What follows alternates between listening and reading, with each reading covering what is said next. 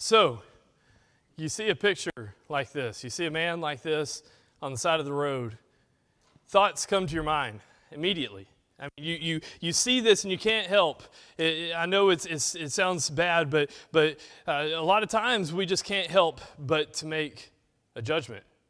We look at this man with a sign that's saying whatever. You've seen many signs. Most of the signs are essentially saying what you see here on the screen, that they are seeking human kindness. You see a man like this or a woman in desperation. What are your thoughts? This morning we're going to be talking about compassion, all right? So we're going to be talking about compassion, and as we get into this, you see many different stories on Facebook. If you're like me, you enjoy reading one of those good tearjerker stories that you see that people share that tell about human compassion. It's rare in our society today. You don't see it just passing by in your day-to-day life. We live in a cruel world. We live in a world where it's very cutthroat. People trying to get ahead. People trying to do what's best for them and not worrying about the consequences for those around them. As I was preparing for this lesson, I came across a couple of stories. One was a little funny, and one was very tragic. There was two sociologists, right? They were walking down the road. They were in a downtown area. It was late at night. They had just gotten done eating, and they passed a man who had cuts and bruises, and he had clearly just been mugged, and he was just laying on the sidewalk. And one sociologist said to the other, "Man, whoever did this to this person really needs our help." And they kept walking. You know, it's obviously a funny story, a satirical story, because you see this person in need, and obviously you need to do something to help them. Or maybe this one was a true story, and it may ring closer to home and talk to the compassion that is found in the human race today. There was a man that was playing basketball. He was in a downtown area. There was a hospital just a few blocks away, and there was a gunshot that broke out from right on the other side of the block from this little basketball court, and he was hit by a passing bullet. He was just playing basketball with some of his friends, and he had been hit in the neck, and his friends got him, picked him up. They thought that they could get him to the hospital closer because it was only a couple blocks away, so they carried him as he was bleeding, and he was going. They were getting to the hospital, and as they got to the front door, one of the friends ran ahead to try to get some staff to come out and help their friend who was bleeding out. And the hospital staff said, "We only help those who are in our facilities. We only help those who are in our doors." And the police officer that was manning the hospital, he was outside. He saw this situation, and he went out and tried to help this man get in. They got him in, but unfortunately, too much time had passed, and this man passed away. You see, our society is one that lacks compassion. It's one that lacks love for one another. It's one that lacks what Jesus have us to do. And it's because our society has grown so far away from Christ. It's because our society has moved away into this new age of thinking where the Bible is antiquated and it's outdated and it doesn't matter. And the stories in it, yeah, they may be good for motivational talk, but no more than that. They shouldn't change my life, right? We need to take a step back as Christians, as people who are trying to grow closer to God, people who are trying to be a disciple of Christ, an imitator of God, Ephesians chapter 5, verse 1 and 2, and somebody who's walking in love as Christ walked. We need to be people who take a look at ourselves in the mirror and ask, am I somebody who shares compassion that Jesus shared with me? So we're going to be looking at Mark 5. That's going to be our first place. We're going to be camped out there for quite a while. So go ahead and open your Bibles up to Mark chapter 5, and we're going to look at a few stories. And we're going to see Jesus and his power and his authority reigning in this chapter. It's a really cool story. It's a really cool chapter, one that envelops a whole lot of what Jesus came to do and what he did in his time here on earth. So Mark chapter 5, we're going to be looking at three stories, three ways that Jesus showed his authority over things. He's going to show, first and foremost, his authority over evil in this first miracle that we're going to watch, or that we're going to see unfold before us. Mark chapter 5, verses 1 through 20, it says this, and I'll be stopping along the way to make a few points as they come up. So Mark chapter 5, starting in verse 1, go ahead and turn there if you haven't already. They came to the other side of the sea, to the country of the Gerasenes. And when Jesus had stepped out of the boat, immediately there met him out of the tombs a man with an unclean spirit. He lived among the tombs, and no one could bind him anymore, not even with a chain, for he had often been bound with shackles and chains. But he wrenched the chains apart, and he broke the shackles in pieces. No one had the strength to subdue him. Night and day, among the tombs and on the mountains, he was always crying out and cutting himself with stones. So this man that we see, we're picking up on a story of a really sad story if you take a step back and look at it, right? This man had been cast out of society because something was wrong with him. He was different than everybody else. This was not somebody that you would say, hey, it's Friday night. I wonder what this guy's doing. You're not going to call him up to come hang out with your family. You're not going to call him up for a board game night. You're not going to call him up to go see a movie. You're not going to do anything with this guy, right? This guy was out, and he was cast out of the city, living outside the city walls, right, where the tombs were. This was not somebody that you wanted to see. This is not somebody that you wanted to be the first impression of the city, right? But that's who Jesus saw whenever he first got out of the boat. He's this man in the tombs, right? So picking back up in verse 6, it says, and when he saw Jesus from afar, he ran and fell down before him. And crying out with a loud voice, he said, what have you to do with me, Jesus, Son of the Most High God? So we know this story, right? We know this guy. He was a demon-possessed man. We know the end of the story. It's a really creepy story. If you think about it, it's one that gives you chills if you're reading it for the first time. He says, first and foremost, who Jesus is. And he asked Jesus, what have you to do with me? So we know that the demons, they even acknowledge Christ as the Son of God. He said, I adjure you by God, do not torment me. Verse 8, for he was saying to him, come out of the man, you unclean spirit. And Jesus asked him, what is your name? He replied, my name is Legion, for we are many. And he begged him earnestly, do not send them out of the country. Now a great herd of pigs was feeding there on the hillside. And they begged him, saying, send us to the pigs, let us enter them. So he gave them permission, and the unclean spirits came out and entered the pigs. And the herd, numbering about 2,000, rushed down a steep bank into the sea and drowned in the sea. So these demons that were within this man, right? There was a herd of pigs out there, out on the hillside that they were just eating, and they went into the pigs in the face of Jesus. They knew their evil could not be in the presence of Jesus anymore, begged Jesus not to torment them, not to punish them, not to destroy them. Jesus sent them into the pigs, and they ran down the hillside into the sea and drowned. Verse 14, the herdsmen fled and told it in the city and in the country. And people came to see what it was that had happened. And they came to Jesus and saw the demon-possessed man, the one who had the legion, sitting there, clothed and in his right mind, and they were afraid.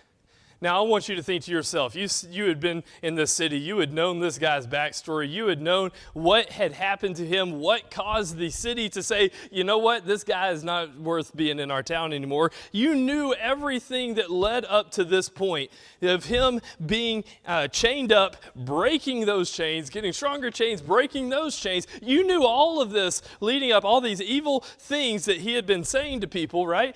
And you see him sitting there after Jesus had come in contact with him, and he's sitting there just reading the newspaper like a normal person. Like, this is a pretty crazy story, right? Jesus had come in contact with this man and completely changed his life. He had come in contact with this person and completely changed the trajectory of his future. It's an interesting lesson, one for another time. So they were afraid.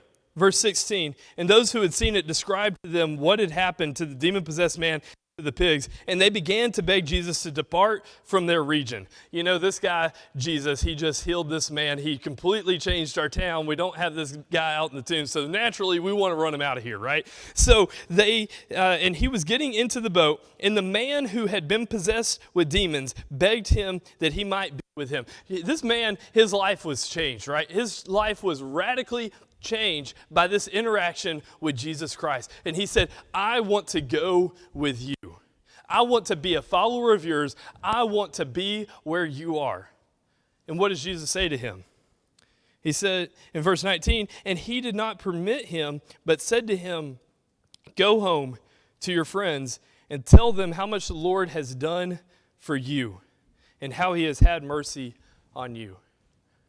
This story, this interaction with Jesus, right? It displays Jesus' power and his authority over evil, but it also shows that we can be a follower of Jesus right where we're at. And that's actually what Jesus called this man to do, right? He called this man to be a follower of him and tell those around him in his friend group, in his family circle, all those that he knew. He told him, listen, go and be my witness to these people.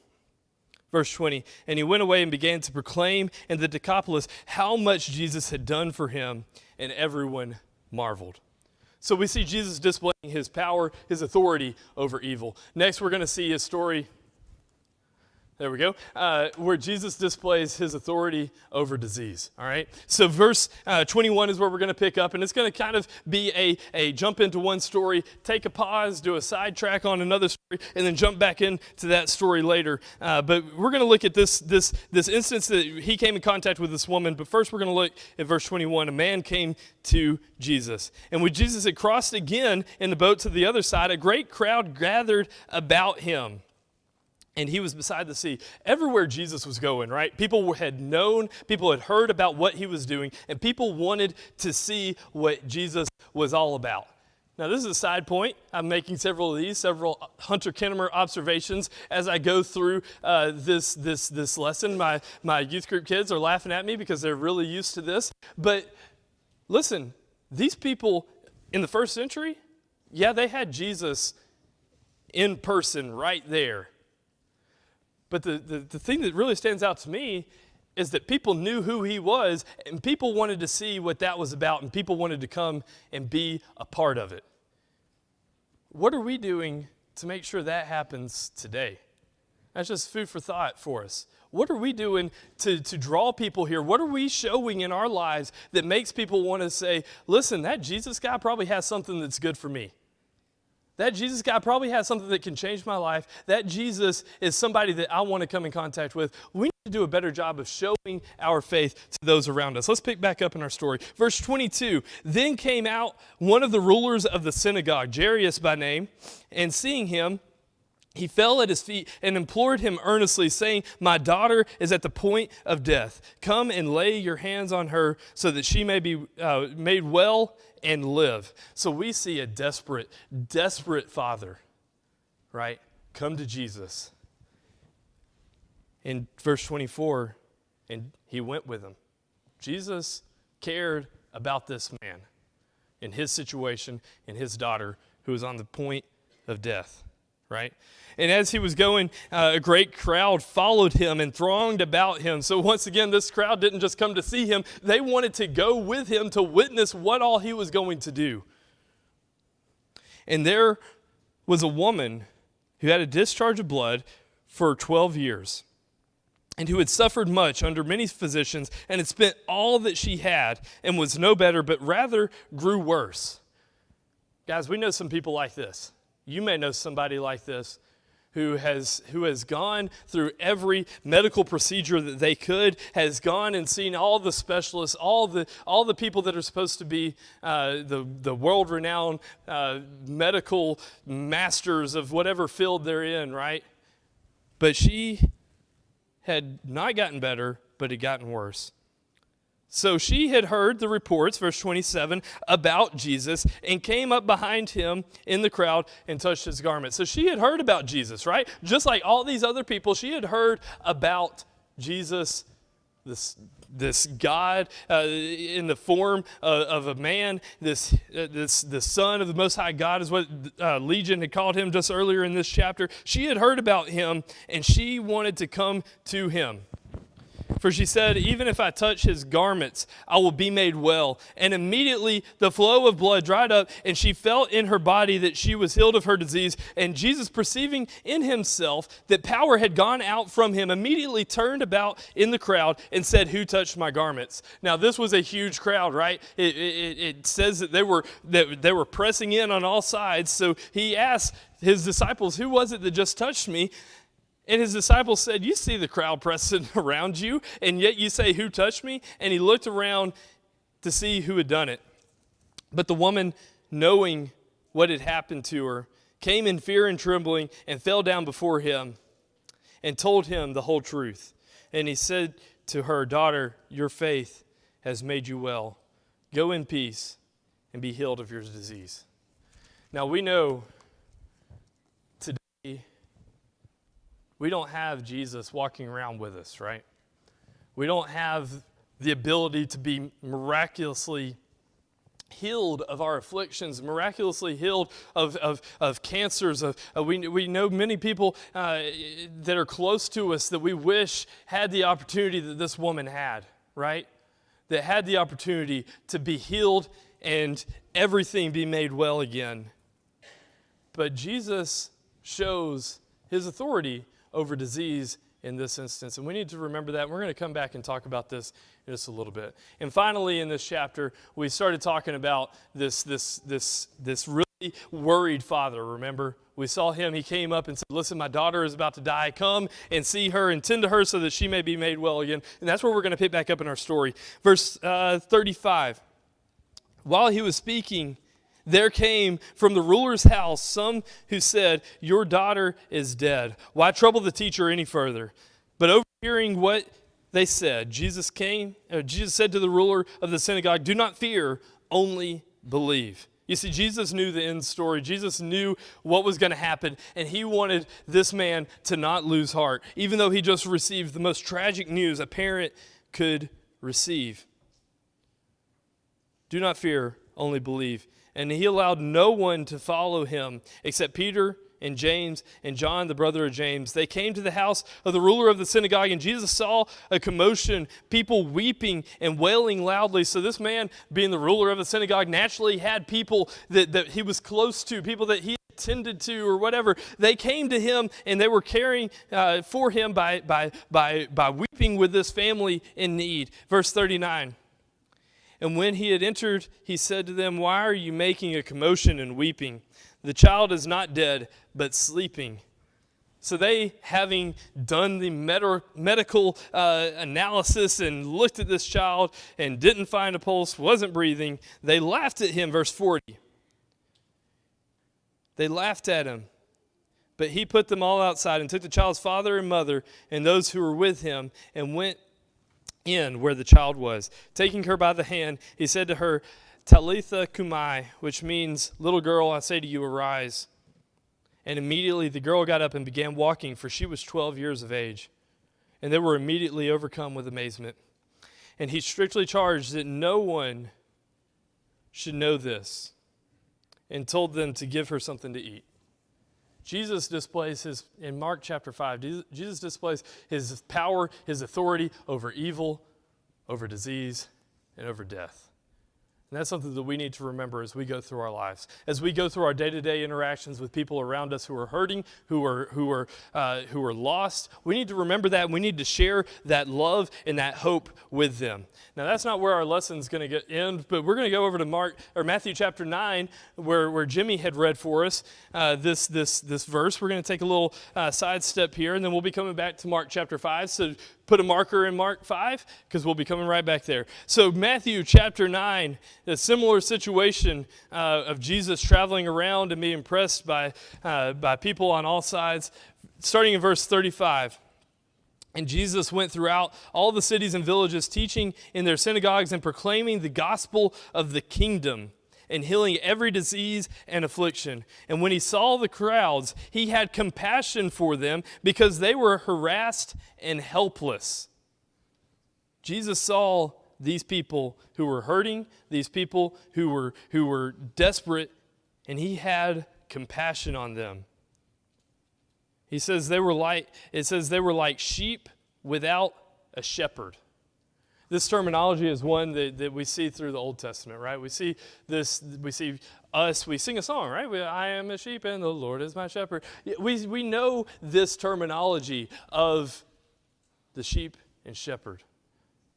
Jesus looked at these people, and this is actually terminology taken from the book of Numbers where Moses is trying to figure out who's going to be his follower, who's going to take up the reins and lead the people of Israel. And it says there, Numbers 22 or 23, I cannot remember now, but it says that these people need a leader so that they will not be like sheep without a shepherd.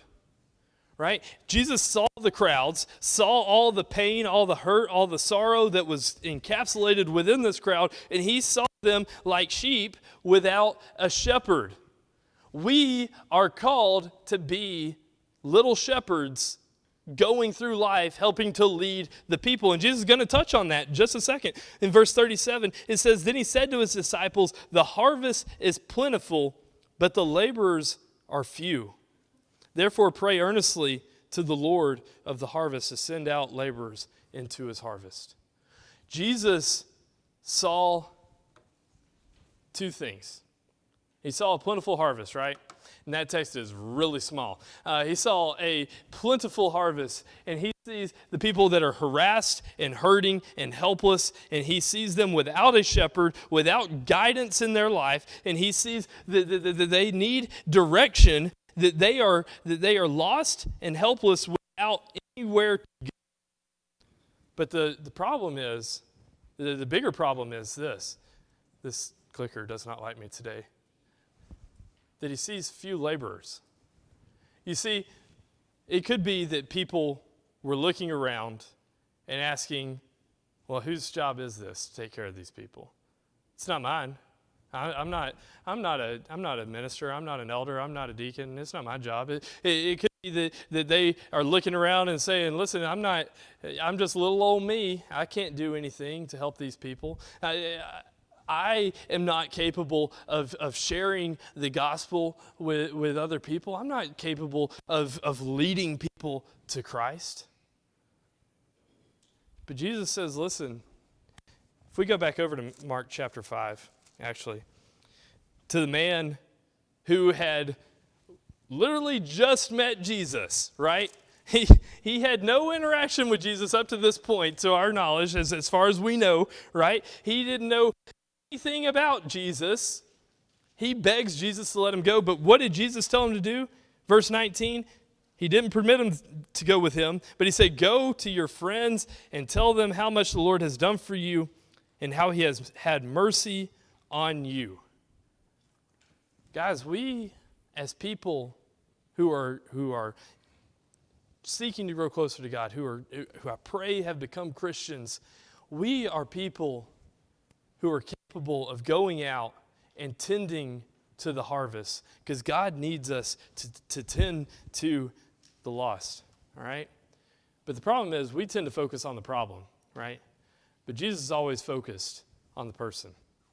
We focus, in doing this, we're doing it not meaning to, but every single miracle, right? We talk about the demon-possessed man. We talk about the woman who had the discharge of blood for 12 years. We talk about the dad whose daughter had died, instead of talking about how Jesus showed compassion and showed love on the man who was cast out of the city, on the man or on the woman, and on the father, right? We focus on the problem. And maybe let me put this in perspective, maybe it's we focus on the person's sin instead of how Jesus can help them and how the gospel can help them through that sin. We focus on somebody who's struggling with homosexuality, somebody who drinks, somebody who smokes, somebody who does drugs, somebody who cusses a lot, somebody who isn't nice. We focus on the issue instead of looking at the person and their struggles. Dietrich Bonhoeffer, one of my favorite authors, I've mentioned him before. Drew and I have we were in a little book club for a while, and we read his book, The Cost of Discipleship. It's a really good read. You should pick up a copy of that. He had this to say. He said, we must learn to regard people less in light of what they do or omit to do, and more in the light of what they suffer. You see, we focus on the problem, right? And we don't focus on the person. Start focusing on the person and what they suffer from, and how we as followers of Christ can help them through that they are suffering with, and how we can point them towards God and towards Christ and towards new life. If we did that, the world would change around us. Our family would come to know Christ. Our friends, our co-workers would come to know Christ and obey the gospel. So Mark chapter 5, that's weird that it did that. Mark chapter 5, Jesus displays his compassion for three things. One, a castaway, right? Person that was thrown out of society, not allowed to be a part of a society anymore. He shows his compassion for a sick woman. And he shows his compassion for a desperate father. You see, Jesus didn't see the problem, he saw the person. Jesus saw their pain, their affliction, and he wanted to love them, and he wanted to care for them. All right? This is a story I've shared before with the Army group, right? This is one of my favorite stories of compassion, of love. It's a British runner, Derek Redmond. He was 1992 Olympics. He was going to be the gold medalist in all the tracks categories, right? He was the Usain Bolt of his day. He was going to just blow everybody out. Nobody was going to come close. He had won the world championships the year prior, and he was ready and poised for gold. So Derek Redmond got to the line for the 100-meter dash, and gun sounded, started running, and started pulling up, right? He was clearly something was off. He thought he had pulled his hamstring, so he pulled up a little bit, holding the back of his leg, tried to start running again, and then just fell down. And he started holding his leg. And if you can watch videos on it, it's one that is circulated a lot, especially during Olympic times, like what we just went through. You see this man coming out of the crowd, right? This man pushing his way through, trying to get out to the track because he wanted something to do with Derek Redmond. He gets out there and he helps him up, and he throws his arm over his shoulder, and we come to find out that it was his father. Right? He saw his son laying on the track in pain and in sorrow, and he had compassion for him, and he wanted to help him through that situation. In Luke chapter 15, you see three parables, right? Parable of the sheep, parable of the coin, parable of the prodigal son. All these are familiar to us. One that resonates the most with us is the prodigal son. Or at least with me. You see the son who had turned his back on his father, said, listen, I don't want anything to do with you anymore. I want to live life my way. I want to do things my way. I want my inheritance. I want my money that is owed to me, and I want to leave your house and be my own ruler. Right? We all go through this.